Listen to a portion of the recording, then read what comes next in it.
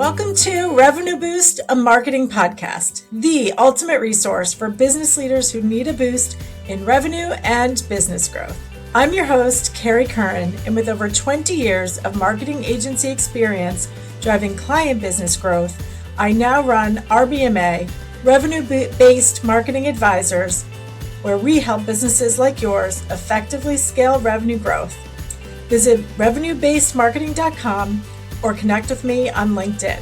In this episode of Revenue Boost, a marketing podcast titled From Amazon to Instacart, Optimizing Multi-Network Retail Media Programs, I sit down with retail media expert Misha Cohen to explore the complex world of multi-network retail media.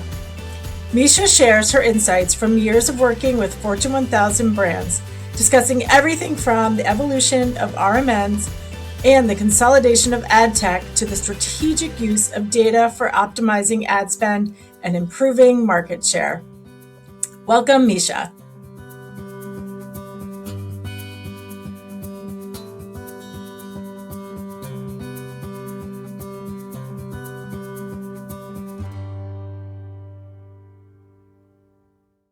Thanks for having me on the call today, Carrie. I really appreciate it. My name is Misha Cohen. I've been working in the industry for the past 8 to 10 years.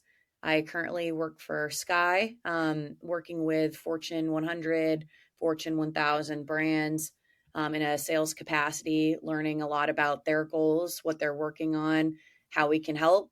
In the past, I had also worked a little bit at Flywheel Digital, now part of Omnicom, as well as PackView, another ad tech company, for a few years. Thank you, Misha. Yeah, and so Misha and I, we met many years ago through PackView, and I know Misha, you and I have talked about and seen since we've known each other too, just the rapid evolution of the e-commerce space, the evolution of retail media and all of the retailers having their own media network. So talk a bit about kind of what you've been witnessing firsthand over the last 8 to 10 years. Yeah, it's been very interesting. I would say years ago, the focus was really Amazon, some Walmart, Instacart got started. Now there are so many retail media networks. There's also CitrusAd, which is now called Epsilon, Criteo, Kroger, Chewy, Sam's Club, eBay, and the list goes on. And so that's where I've seen more of a consolidation, where a lot of brands are looking to consolidate different ad technology they're using, different agencies. So they're not all using one agency for Amazon, one for Walmart, one for Target. And then even if they can consolidate globally, keeping that consistency, that similar way of reporting, keeping it easy for CMOs, CEOs, VPs of e-commerce to analyze their business. I mean, there's so much. And like you said, like when back when I was at Group M and you were with PackView, like it wasn't even that long ago, we had a panel at Advertising Week. I think it was 2019. And it was the only panel at Advertising Week on even e-com or Amazon. And now you look at Advertising Week, you look at Cannes, everything's retail media network. So it's been, we both kind of had a front row seat to that evolution, which has been really fascinating, but it creates a lot of challenges for brands. Like you were saying, like it's multiple networks, it's product feeds to multiple networks, it's budgets and, bid strategies for different networks, and which means more people, more resources, more analytics and data. So it's been a lot. And so when you're talking to brands today, I know you've, have take a very consultative approach to kind of how you're helping them. When you're talking to, first of all, talk a bit about the brands that you are supporting and helping in your current role. And like when you're taking your first calls with them, what are the challenges? Like why are they reaching out to you? Sure. Yes, I work with a lot of industry leaders, and whether it's in food and beverage, toys, apparel, consumer electronics. And what I've noticed is although every company is different and they may have certain differing things, they need to connect their data to maybe Sky's data in a different way. A lot of times there are similar trends where one of the big ones is how can the company better connect the dots? So whether that's between marketing teams and Yeah. sales teams, if that's connecting the dots between their internal systems and then bringing in profitability information or inventory. um, what I think's been helpful, like from that Sky perspective, Sky has that open architecture. So it can work both ways. If you want to bring in Nielsen data into Sky, see your results. If you want to bring in Sky's data into your different Hmm. systems, you can do that. That's been very helpful. And also connecting the dots too and thinking about what is that point of diminishing returns and what sales are truly Hmm. incremental that that brand would not have had if they hadn't been doing advertising. And with that retail media advertising growing at 17% year Yeah. over year versus Google only growing 3% year over year, there is such an emphasis. And now companies are truly understanding the importance of retail Hmm. media and even shifting some of that budget from a Google or social media to that retail media budget. Yeah. So are you seeing trends in that shift are coming from like Meta or Google to the retail media networks? I have been Yeah, seeing that, it's yes. really interesting. And so you're saying a lot of the times too, brands are trying to get a better kind of view of the competitive landscape and market share. So are you seeing how are you seeing kind of those trends in the brands that are investing with kind of that cross media strategy?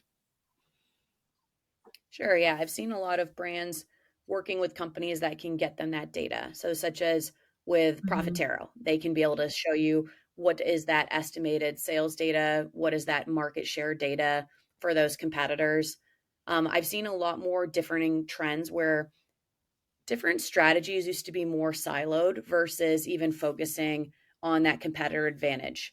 Now I've seen those be a lot more Hmm. connected. So, as an example, with certain large clients that are using both Sky as well as Profitero.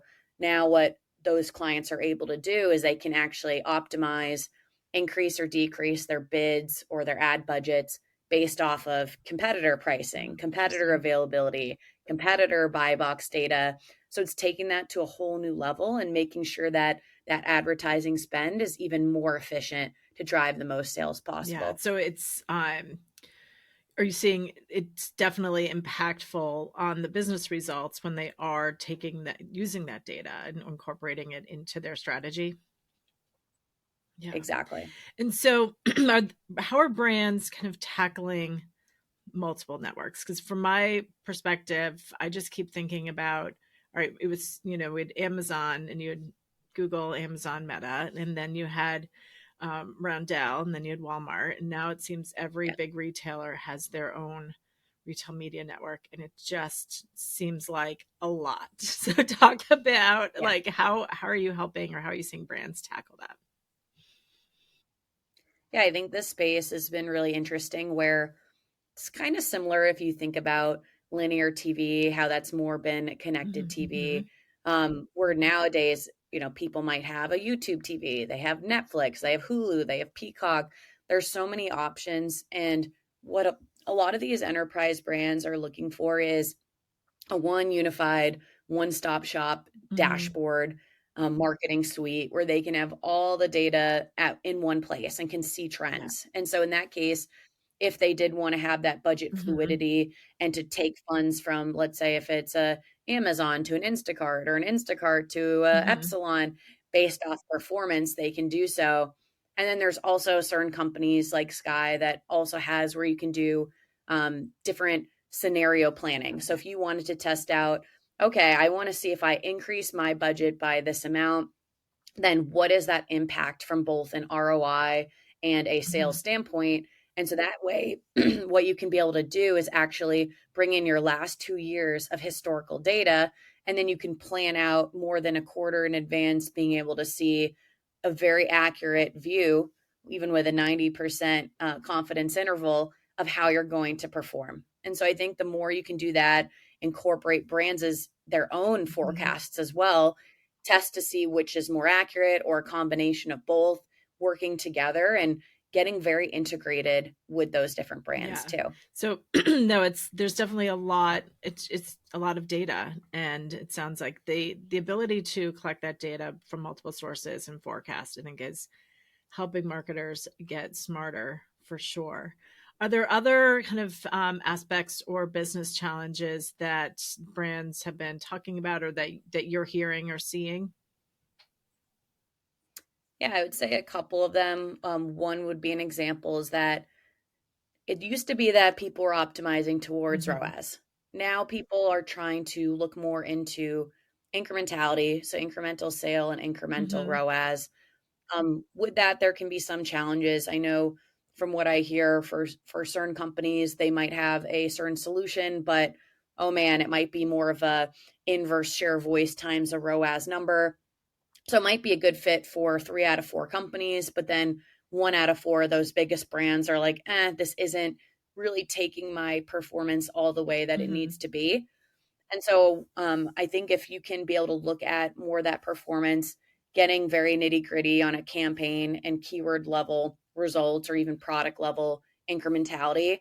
And then I know with some brands, what they are working on right now is more of a custom solution, is that what you're able to do is even optimize more towards an I profit versus instead of that whole I ROAS. And I think with that, so a lot of brands may not feel fully comfortable giving all their certain profitability data to those retail partners they're working with because they could create their own private label, do it a little bit cheaper, may not have to pay all those advertising costs versus using a third party like a Sky. If you're able to integrate that data, then that is something that you're able to more optimize towards. And whether you have that data more already in your networks and then piping it into a Sky or even through a Profitero and then having those data pipes come into Sky, and then you can see your performance, you can optimize towards it. And I think also thinking about, what's next is thinking about how can brands optimize towards market share versus just share voice. And I think that's something I've heard of, hasn't really existed in the market. I do see that as a possibility for different data. So with us, again, as a partner of Profitero, access to that sales and share data, that I do see that as a possibility and be able to optimize towards that. And that would help a lot with brands. So it's not just share of voice where maybe you have 200 or 300 keywords. You're only getting a small view of that performance versus if you're looking at market share as a whole, that's going to be a lot more accurate versus that share of voice data. This episode of Revenue Boost, a marketing podcast, is brought to you by Kriglu. Want to boost customer acquisition while saving time and money? Meet Kriglu, an AI-powered omnichannel bid management platform designed to optimize your ad spend. Kriglu intelligently adjusts bids across channels, ensuring your ads reach the right audience at the lowest cost. Plus, with its automation, you'll free up valuable time to focus on your business. The result? Efficient, cost-effective growth, all while maximizing your marketing budget. Ready to scale smarter and faster? Visit Kriglu.com, Kriglo.com, and start saving today. That's actually really interesting, and I think, to your point, an important KPI to have as part of the campaign. It'll be interesting to see too if brands shift to that a bit.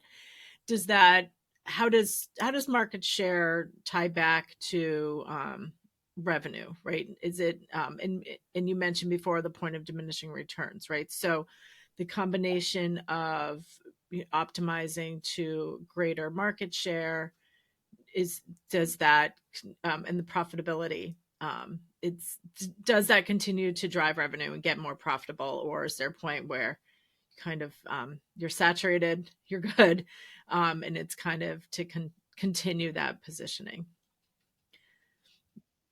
I think that's a good point. I think with certain brands, they're more focused just on the revenue. But I think with a lot of the industry leaders, they might have more of that long-term approach where they're thinking, okay, even if I am taking a little bit of a hit from a revenue, I'm not just doing retargeting or targeting my same keywords of my own branded terms to get results.